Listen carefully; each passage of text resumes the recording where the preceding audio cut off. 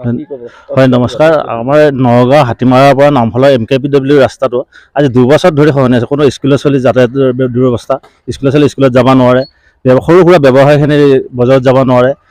যিহেতু আমাৰ চৰকাৰ এখন আছে বা PW অফিচ এজন আছে, অফিচাৰৰ ফালৰ পৰা কোনো গুৰুত্ব নাই। যিহেতু PW অফিচৰ মানুহখিনি তেওঁলোকে লেবাৰ লৈ আহি কামখিনি কৰিবলৈ নকৰে, তেওঁলোক শুই থাকে। সেইকাৰণে আমি আপোনালোকৰ চেনেলৰ জৰিয়তে চৰকাৰক দাবী জনাইছোঁ যে এই ৰাস্তাটো অতি সোনকালে কৰি দিয়ে, যাতে ৰাইজৰ লগত হেতালি নেখেলে বা দুখীয়া মানুহখিনিৰ লগত ৰাজনীতি নকৰে, এই ৰাস্তাটো যাতে সোনকালে কৰে। আজি 2 বছৰ ধৰি বাচ্চাবিলাক পৰি আছে। অলপ আগতে আপোনালোক আহিব নে, এক্সিডেণ্ট এটা হৈছে বাইকেৰ মানুহে,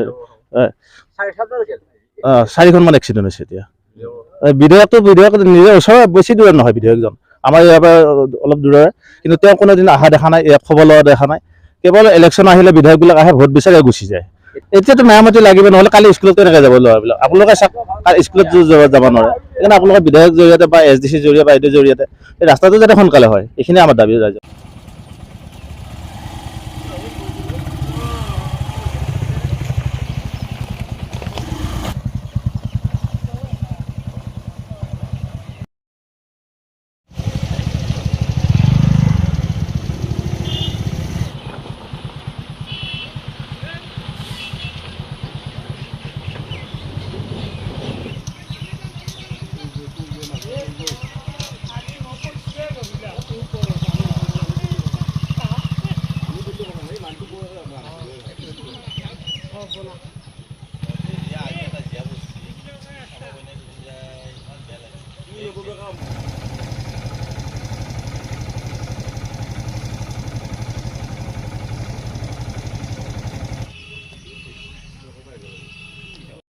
এই ৰাস্তাটো সোনকালে ভাল কৰি দিবৰ কাৰণে আমি